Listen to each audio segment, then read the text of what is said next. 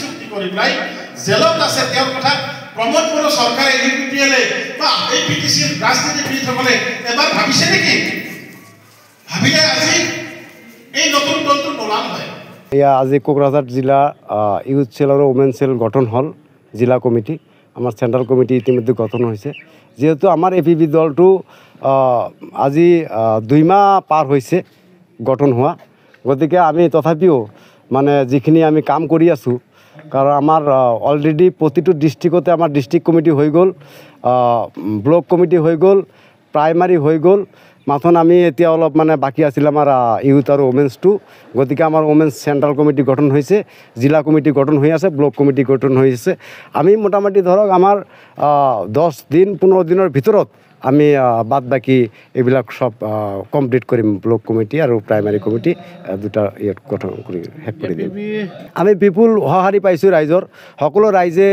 পৰিৱৰ্তন বিচাৰিছে পৰিৱৰ্তন নহয় এইটো অল্টাৰনেটিভ বিচাৰিছে যেটো বিকল্প গতিকে ৰাইজে 17 বছৰ বিপিএফ দলক দেখিলে 5 বছৰ ইউপিপিএল দলক দেখিলে এই দলবিলাকে কি কৰিছে ৰাইজে এতিয়া সকলোৱে